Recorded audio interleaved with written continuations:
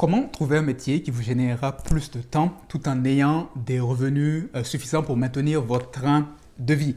Bonjour, je suis Cédric Zongo et cette question m'a été posée par une personne qui a bien voulu répondre au sondage que j'ai envoyé récemment afin de savoir quelles sont des questions que vous avez auxquelles vous aimeriez que je réponde afin de produire du contenu qui vous sera utile.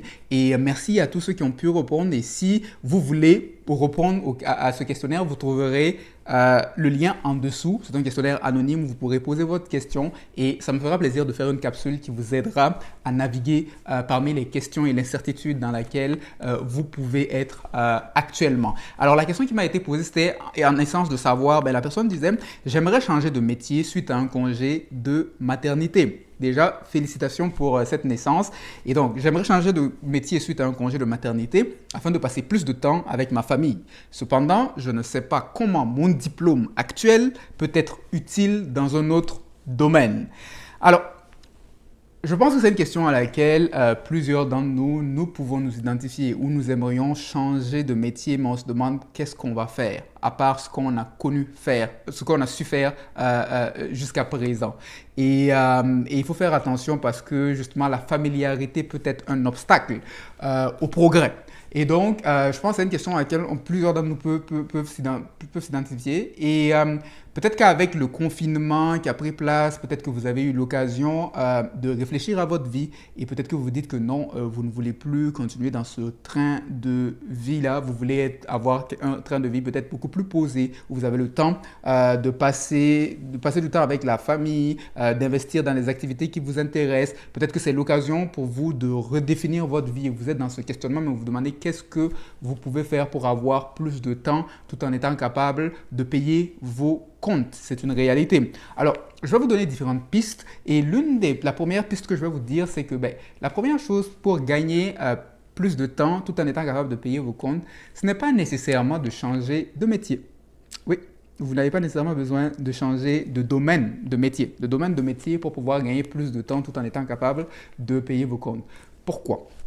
La raison pour laquelle plusieurs personnes mettent autant de temps à travailler, à passer beaucoup d'heures dans leur travail, c'est parce qu'elles ont des dettes élevées et des charges fixes élevées. Et c'est pourquoi plusieurs personnes disent je dois travailler autant pour payer mes comptes. Donc, si on diminue les comptes à payer, ça veut dire qu'on peut travailler moins.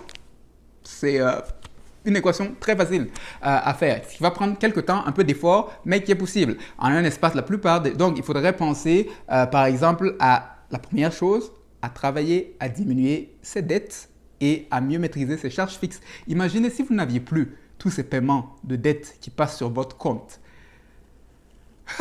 Le temps que vous alliez avoir parce que vous n'aurez plus ces charges-là à payer. Si vous étiez capable de maîtriser vos charges fixes, de réduire vos charges fixes, c'est-à-dire les montants qui sont stables, qui passent d'un mois à un autre, de les réduire peut-être même ne serait-ce que de 20%. Vous imaginez la liberté que vous allez avoir par rapport à cela. Donc, la première chose, c'est de penser à réduire vos dettes, d'éliminer vos dettes et à mieux maîtriser vos charges fixes. Et malheureusement, plusieurs personnes se retrouvent à passer autant de temps dans leur travail, à faire un travail qu'elles n'aiment pas.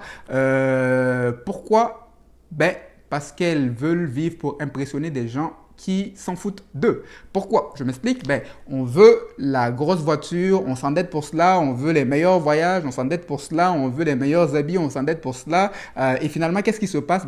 Les choses pour lesquelles on s'est endetté finissent par nous prendre en esclavage parce qu'il faut les repayer. Et maintenant, on est obligé de passer plein d'heures au travail, dans un travail qu'on n'aime pas, où on passe le temps à parler en mal de son patron parce qu'on n'aime pas son travail, on n'aime pas ses collègues, mais c'est la faute à qui? Pourquoi est-ce qu'on est dans cela? C'est quelque part dans notre désir de vouloir impressionner des gens qui s'en foutent de nous. Et donc, pour s'en sortir, l'une des choses, c'est de penser à réduire ses charges fixes et à éliminer ses dettes. Et ce faisant, si vous réduisez vos dettes et vos charges fixes, ça veut dire que vous pourrez travailler moins. Vous pourrez, par exemple, décider de rester dans le même domaine, dans le même secteur dans lequel vous êtes, mais de prendre, par exemple, un emploi avec moins d'heures ou à temps partiel parce que vos besoins en termes de revenus pour être capable de maintenir votre train de vie ne sont plus les mêmes parce que vous avez été capable d'éliminer certaines dettes et de maîtriser vos charges. Et c'est pourquoi la première des choses pour vous aider, qui est la plus facile, qui est moins... c'est pas quelque chose d'hypothétique, un jour on verra, c'est quelque chose de concret devant vous que vous pouvez faire dès à présent, c'est de commencer à prendre en main vos finances. Parce que prendre en main vos finances vous aidera à gagner du temps et à avoir la latitude de faire des choses qui vous intéressent un peu plus. Et c'est ce que j'ai eu personnellement faire lorsque j'entreprenais la transition d'un emploi traditionnel dans une entreprise vers un milieu beaucoup plus informel parce que j'ai eu à faire cet exercice-là parce que je savais que les mois à venir, je ne savais pas trop qu'est-ce qui allait se passer, quelles étaient les attentes de revenus et donc c'était important pour moi de travailler sur les dettes, les charges fixes, réduire tout ça afin d'être capable de pouvoir avoir une certaine flexibilité pour avoir du temps pour faire d'autres choses. Et donc, ce qu'il faut faire, c'est de voir en fait votre emploi actuel comme étant un outil pour vous aider à gagner du temps. C'est-à-dire les revenus que vous avez actuellement, d'avoir un plan qui va vous aider à éliminer vos dettes, à mieux gérer votre budget. Ça va faire en sorte que vous pourrez vous permettre de travailler moins et de pouvoir passer plus de temps avec votre famille sans nécessairement changer de domaine de métier si vous aimez votre domaine de métier, mais de réduire vos heures. Donc, c'est l'une des façons. La deuxième chose à laquelle vous pouvez envisager, c'est effectivement de changer de métier. Si vous voulez complètement changer de métier, si votre métier ne vous plaît pas, vous voulez profiter pour changer de métier complètement, vous pouvez changer de métier effectivement. Mais il y a un point qui a été soulevé dans la question et qui est un blocage pour plusieurs personnes. Parce que dans la question, il a été dit, j'aimerais changer, mais je ne sais pas qu'est-ce que je peux faire d'autre? À quoi d'autre est-ce que mon diplôme peut servir? Et là, il y a une croyance limitante qu'il faut venir enlever. Et c'est une croyance limitante que plusieurs personnes ont. Parce qu'on se dit, j'ai été formé dans tel domaine, je ne peux faire que cela. J'ai un diplôme dans tel domaine, je ne peux faire que cela. Mais cette croyance limitante-là, c'est-à-dire une croyance qui nous empêche de pouvoir avancer, de pouvoir devenir qui nous sommes, de pouvoir exprimer notre plein potentiel, cette croyance-là vient du fait que... c'est ce qu'on nous a rabâché, ce qu'on nous a raconté durant des années et ce qu'on nous a raconté, c'est qu'il faut que tu ailles à l'école pour pouvoir avoir un emploi et pouvoir t'en sortir. Et donc, on a internalisé ce discours-là, on l'a maîtrisé aujourd'hui. On se dit, je ne peux rien faire d'autre que mon diplôme. Mais come on, comment est-ce que vous ne pouvez rien faire d'autre que votre diplôme?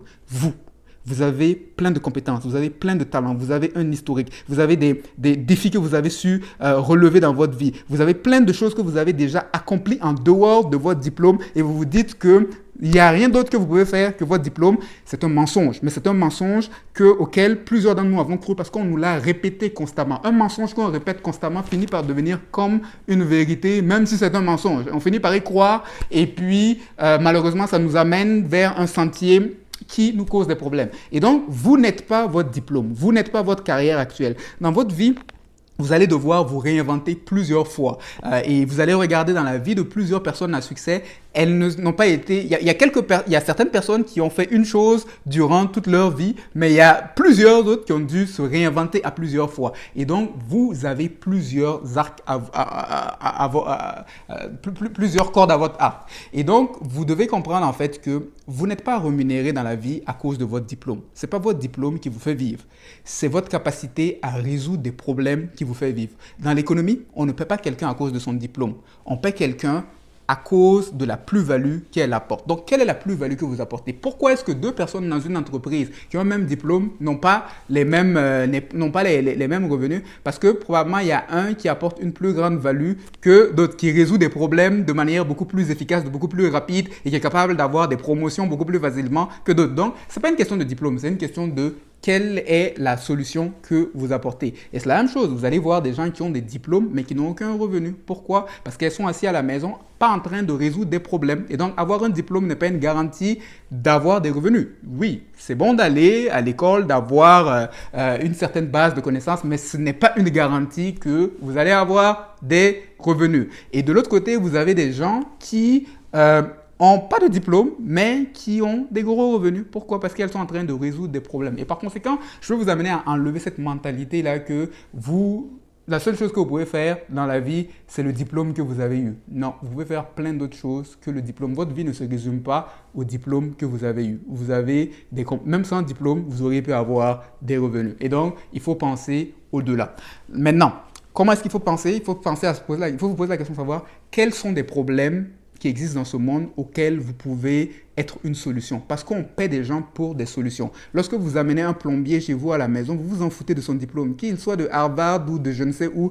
Ce que vous voulez, c'est qu'il règle votre tuyau, votre problème de tuyauterie, votre problème à la maison. Bon, le diplôme, ça peut être une histoire de dire que peut-être qu'il a les compétences, mais après, sur le champ, on ne voit pas le résultat, il y a un problème. Donc, vous vous en foutez du diplôme. Vous voulez des résultats. Vous avez un problème, vous voulez des résultats. C'est comme ça que les gens pensent. Les gens ont des problèmes, ils veulent quelqu'un pour résoudre leurs problèmes. Et donc, quels sont les problèmes auxquels vous pouvez apporter une solution? Et pour cela, pensez à votre vie, pensez à votre historique, parce que vous n'êtes pas qu'un diplôme, vous êtes un ensemble d'expériences, vous êtes un ensemble de beaucoup de choses. Oui, il y a les compétences que vous avez acquises à l'école qui peuvent vous être utiles. Par exemple, moi, j'ai eu à faire un cycle d'expertise comptable et ça peut m'aider à pouvoir résoudre des problèmes de gestion au niveau d'entreprise, de comment gérer les finances d'une entreprise, comment monter une entreprise, plein de problématiques reliées à la gestion stratégique, à la gestion des finances, etc. Mais ce n'est pas la seule chose parce que votre éducation ne s'arrête pas à l'école. Vous pouvez aller acquérir d'autres compétences et c'est des choses que j'ai eu à faire. Par exemple, un domaine qui m'intéresse beaucoup, c'est le domaine de la psychologie. Comprendre comment est-ce qu'on pense, la psychologie autour de l'argent, la psychologie, le développement de l'être humain. Et ça m'a amené à investir dans des formations à ce niveau, à rejoindre par exemple John Maxwell pour comprendre le développement humain, certains aspects de psychologie et d'autres formations. Et donc, vous pouvez trouver de nouvelles compétences, une nouvelle éducation si vous voulez. Et donc, c'est de continuer à apprendre quelque chose. Donc, vous avez vos compétences que vous avez acquises déjà présentement, mais vous avez aussi des nouvelles compétences que vous pouvez aller chercher pour devenir une solution dans un autre domaine si vous voulez, ou toujours dans le même domaine. Donc, il y a vos compétences, donc votre éducation. Il y a aussi une chose que vous pouvez regarder, c'est les défis que vous avez déjà eus dans votre vie. Souvent, les défis que vous avez eus et auxquels vous avez pu apporter des solutions peuvent être un moyen pour vous de pivoter, d'aller vers un autre secteur parce que il y a des problèmes que vous avez rencontrés dans votre vie que vous avez été capable de résoudre et aujourd'hui, il y a des gens qui ont le même problème que vous avez eu il y a quelques années et qui n'arrivent pas à dormir.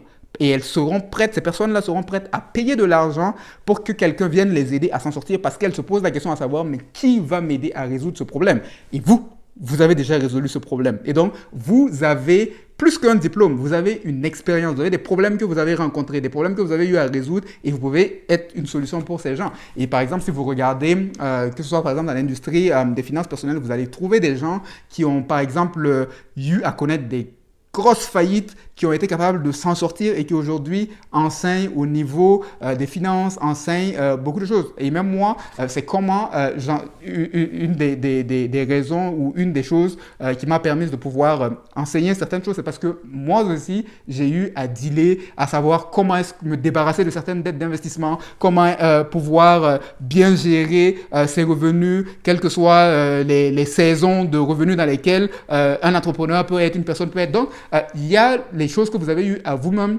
dealer avec. Et donc, c'est des moyens où vous dites par exemple, dans le domaine de tout ce qui concerne maman et son bébé, il y a beaucoup de produits qui existent dans cette industrie-là, qui ont été fabriqués par des femmes qui ont rencontré des problèmes avec leurs enfants, qui se posaient des questions, comment faire en sorte de garder leur enfant en sécurité, ou comment être capable de faire des longs voyages avec un enfant et qui ont créé des produits qui sont aujourd'hui populaires auprès des femmes. Et donc, c'est des problématiques auxquelles elles ont rencontré. Ça peut être des problématiques personnelles, des problématiques tactiques sur le terrain que les gens ont rencontrées qui aident. Il y a des gens qui ont créé des entreprises autour de comment aider à se remettre d'une peine d'amour parce que ces personnes-là ont rencontré des peines d'amour, ont été capables de se relever et aujourd'hui, il y a des gens qui passent des sales moments à cause d'une peine d'amour et qui ont besoin d'un soutien et ces gens sont capables d'apporter une solution. Et donc, il y a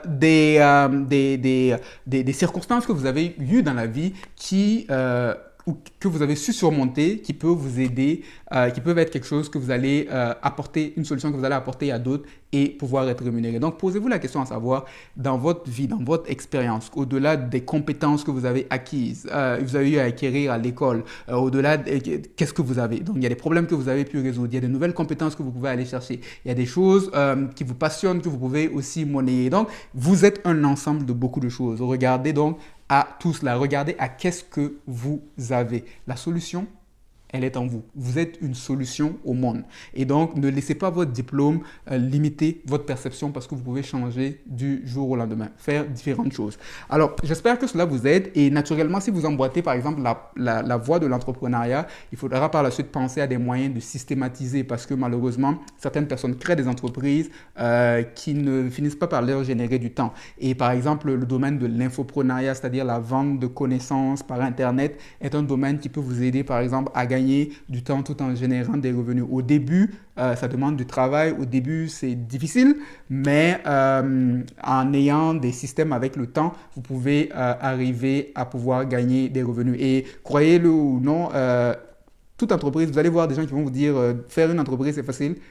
C'est faux. Faire une entreprise, c'est difficile. Ça prend du temps, ça prend des efforts, mais à la fin, il y a des résultats. Si c'était facile, tout le monde allait le faire. Ne vous faites pas blaguer par les gens qui mettent des lunettes de soleil, les bikinis à la plage et qui vous disent « j'ai gagné 1 million ». Ça ne veut rien dire. Ça ne veut rien dire « j'ai gagné 1 million ». Je peux gagner 1 million et être dans 10 millions de dettes. Donc, oui, ça va vous demander du travail, mais c'est un des moyens. Alors, j'espère que cela va vous aider à pouvoir trouver des façons vous en sortir. Commencez déjà par travailler sur la gestion de vos finances, réduire les dettes, si vous en avez, maîtriser vos charges et pensez à qu'est-ce que je peux apporter comme solution au monde. Et si l'infoprenariat vous intéresse, vous pouvez rechercher sur Internet infoprenariat et vous allez trouver différentes ressources pour vous aider. J'espère que cette capsule vous aura aidé toutes les personnes qui sont en réflexion.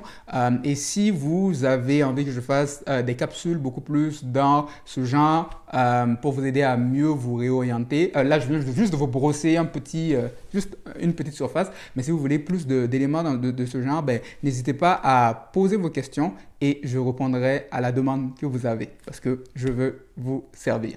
Allez, passez une agréable journée et à la prochaine.